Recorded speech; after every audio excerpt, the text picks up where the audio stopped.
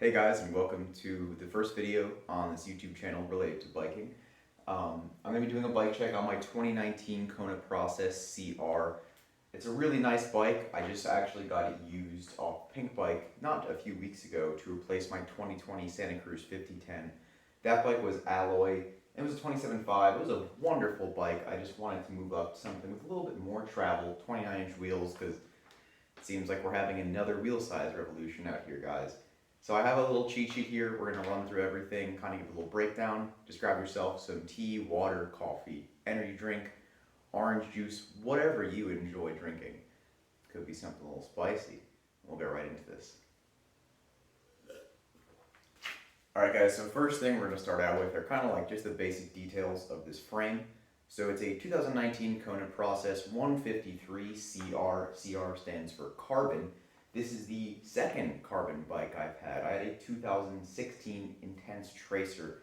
That bike was good, although I'm only 5'10" and I got that in XL frame. I was kind of an idiot for doing that. It was almost impossible just even stand over the bike correctly. So this bike is a size large, and I wrote down some of the key geometry numbers that I feel are numbers that most people will be able to understand and relate to the bike they currently ride. So the reach is 475 millimeters. It's a little bit longer than I think the 456 that was on the Santa Cruz 5010 I had. I like a long bike because I like to get behind it. A lot of the terrain I ride is very rocky and rooty, so I like to be able to feel like I'm not losing control of the bike. Sorry for the pause there. I feel extremely stable behind it, and just having a longer reach helps me do that. The head tube angle stock on this bike is 66 degrees.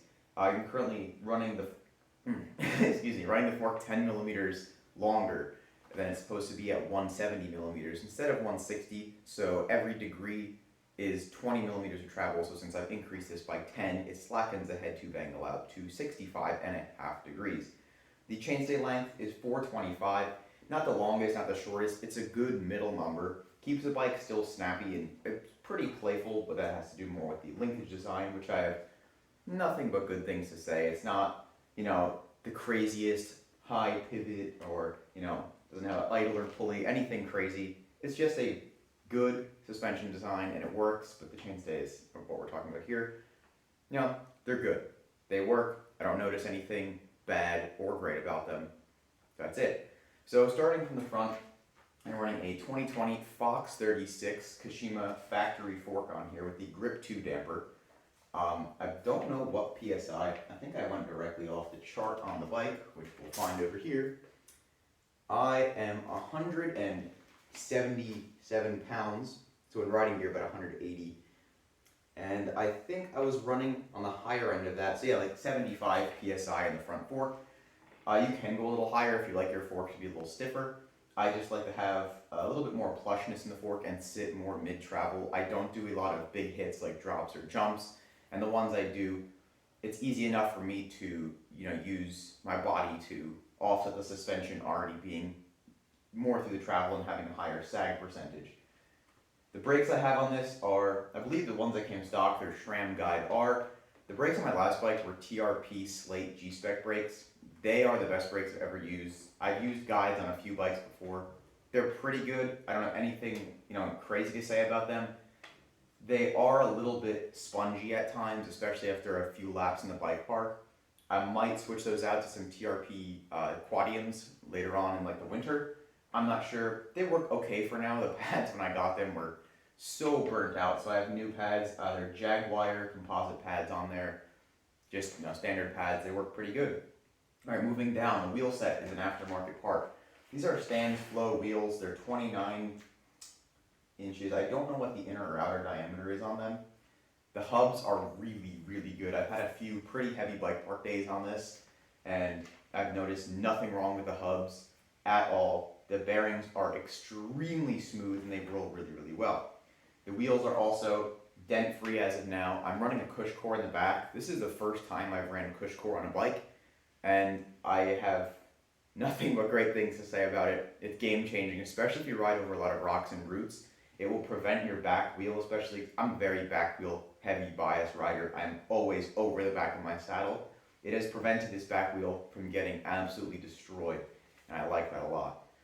The hub on this back wheel is actually pretty neat. It uses Stan's Neo hub technology, which has 2 sets of 3 pawls. So it allows you to have better engagement. I don't know what the exact degree is for the engagement, but it's a lot better than the SRAM hubs I had on my Santa Cruz. Still not like Industry 9 crazy 690 degree engagement or whatever that is, 690 points of engagement. But it's great, I like it, and it works quite well. Moving on, we have these grips. These are fun hilt grips. They're good. They're not special. I just got them off Amazon because they were pretty inexpensive. I just splashed these on the bike. I wanted to save somewhere. I'm definitely going to be replacing them. The left side grip right here has been giving me a lot of trouble with coming loose. I tried Loctiting the screw, and I just think it's the size of the plastic inside the grip is not thick enough, so it's like to spin on me, which isn't a lot of fun, especially when I'm in the bike park, taking laps after laps, when I don't necessarily always have a multi-tool on me. I don't want to get stuck at the top of the trail and have to ride down and have my grip spinning. That would not be optimal. And so next we have these bars. These are New Proof Horizon V2 carbon bars. They have a 25 millimeter rise and they're 780 millimeters wide. Something I've always maintained is that carbon bars on a bike are a part that I think should always be carbon. I really like the stiffness of a carbon bar compared to an aluminum bar. I know some people like to have compliance in their bars. I'm more of someone who just likes to have stiff, locked in. That could be because I'm a heavier rider of 178 pounds versus a lot of guys that are out there. But I really love the stiffness of these. They are currently attached to a New Proof Horizon stem, 35 millimeter bar width, 35 millimeter stem length. I like the raw machined look of it. It's pretty neat, and it looks quite pretty. Next, moving on, we have an old nemesis of mine returning to this bike, the RockShox Reverb dropper post. This, however, is the V2 Reverb, which I had no idea existed. On a bike previously I had the V1 Reverb. I hated that dropper post. It was spongy, it had play on the top end, the levers sucked so bad. This dropper post seems to have solved all of those issues. The lever is incredible. It is crisp, it works every time, there's no sponge on the top end, and also it has a little bleed valve on top, which was, I know, a huge complaint of the V1. People really didn't like that, you have to rebuild the entire post or take it all apart and bleed it. It has a little pressure valve, you tap it like a little air cap, it works awesome. Alright, sorry for the ranting, let's go on to the next thing. Another interesting choice I have in this bike are the tires. These are Continental Trail King tires. They are slightly more low profile than the Maxxis Minions and I'm used to running, like the Aggressor in the back I used to run on my last bike. Although I have to say I really like them. They are very fast rolling and they have really good tread. The only place I would say they kind of get let down is if it's really muddy, and unfortunately for me the last day I went to the bike park was after it had poured the night before, so I was on a slip and slide the entire time. They do have really good grip in drier conditions, but over rocks and roots, especially when it's wet, I do notice them start to lose a little bit of traction. They're, like I said, 2.4 inches wide, measured from the tread. I think that I'm pretty sure it's actually 2.4 inches and not like some tires say they're 2.4, they measure 2.3, they measure 2.5. They're good, they are tubeless ready, and they hold the sealant well, unlike some tires I've had that leak a lot on the same wheels that I've had different tires, some leak, some don't. And I just have not a lot of complaints about them. They're a good tire. They were extremely inexpensive on Amazon. I'm probably going to be upgrading these in the springtime when the winter starts coming to a close. It'll be a lot more wet, and I'm probably going to get a set of E13 TRS Plus tires. They look really cool. I saw a guy at the bike park with them on. I asked him about them. He had nothing but good things to say. I'm trying to try different things aside from Maxxis, because Maxxis has been what I've ran for 3 or 4 years now on every bike I've owned. I just like to give, smaller, not the Continental small brand, but lesser known brands in the mountain biking space a try. The cranks in this bike, we have SRAM NX cranks with the Eagle chainring. I have no chain guide on here. I have not had any drop chains so far. The Eagle chainring does a wonderful job of keeping the chain on there. As for the cranks, what can I say? They're cranks. I have never had issues with breaking cranks or bending them, which is surprising because a lot of people I see at the bike park have issues breaking their cranks, and me being someone who's a little bit heavier than a lot of riders out there, I ride pretty hard too. Not that, like, I don't have any finesse, I just truck through shit. So I've never had issues with breaking cranks or bending them, and these NX cranks are the same. Now for pedals, I'm doing a little experiment. I got these legendary Fugger pedals off Amazon. They are Raceface Chester clones, pretty much 1-to-1. And I've used Chesters before. I've used Raceface Atlas pedals, Spank pedals, Crank Brothers pedals. I'm just trying to see how well they hold up after like the last month and a half of bike park riding that I have on for the season. I'll be doing a comparison video between those and the pedals I usually ride coming up soon. I am thinking about switching to clips for next season if I do more enduro races, just because if you're clipped in, you gotta be faster, guys. But yeah, no complaints about these so far. They're in a nice little blue that matches the all mountain style frame protector I have on this bike. Moving on to that.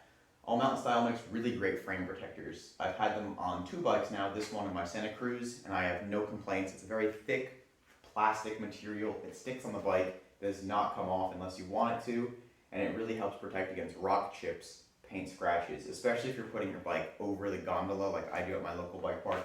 I have the entire down tube protected from scratching, just to keep the bike more mint, so when I do go to sell it, I can get more for the bike because it's not beat to shit. Next thing we have on here is the SRAM NX Eagle drivetrain.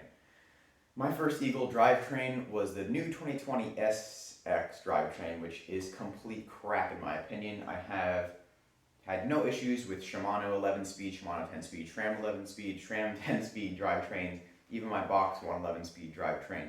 Throughout the years, the SX Eagle drivetrain I had really put a sour taste in my mouth for Eagle drivetrain, so I was a little bit hesitant when I got this. So far, this thing has been incredible. I immediately noticed the better build quality from the SX when interacting with the shifter up here. Most of it is made of metal instead of plastic, and it just feels so much more solid and firm than the SX, and I really like that. Shifting is crisp and smooth. I rarely use the 50-tooth cog in the back. I just find it's a little bit overkill for a lot of the riding I do.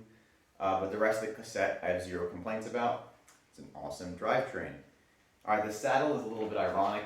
I got this bike used, like I said, I did not put the saddle on here. But it's the same exact Santa Cruz WTV saddle that was on my 5010. So when I pulled it out of the box, I was like, wow, familiarity. So that's pretty cool. Another cool thing I have on here is this fabric water bottle. This just clips on with frame clips. I was looking at getting a Fidlock, but for $40, it's a little bit steep for a water bottle mounting system. And this fabric bottle doesn't use magnets, just pops on and it stays on. I've done jump trails, drops, a lot of tech, and it has not come off yet. The rear shock is something I have missed. Let's see what that is. We have it written down somewhere over here. The rear shock is a RockShox Super Deluxe RCT Debonair. I've used a lot of RockShox rear shocks. I've only ever used one Fox rear shock and one from DVO. The RockShox is, it's like a standard. It works, it's great, it gets the job done, and I like it. Zero complaints. For suspension setup in general, I run my suspension, like I said on the front, I like to run it a little more higher sag, so usually 35% instead of 30% sag. On the back, I stick with what's recommended because the rear suspension and the kinematics behind that are designed by the bike manufacturer to act a certain way, and rear shocks are usually specifically tuned for the bike you have. So I just like to run the standard 30% sag on this, which I believe is what Kona recommends. I like to run my rear shock at a pretty slow rebound. It doesn't really help a lot with chunky tech because my rear wheel is usually rebounding as I'm hitting the next rock. But for jumps, I'm just starting to hit bigger jumps now, and I don't like to get bucked off the jump. It makes me feel pretty scared. So I like to run the rebound a little bit slower, and I usually just make up for that slow rebound in the tech with my legs. So yeah, that's been it, guys.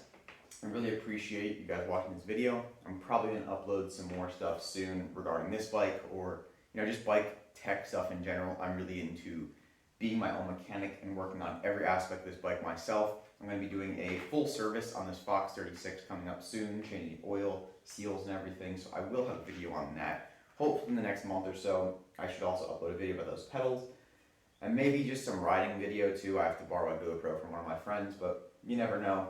Sorry if this video has been a little long-winded or ranty. I don't have a script or anything. I just have this cheat sheet. Yeah, so thank you so much for watching, guys. Please make sure to like, comment, and subscribe. Let me know some constructive criticism, things I could fix, things you guys would like to see in a future video. And thanks. Have a great day, guys.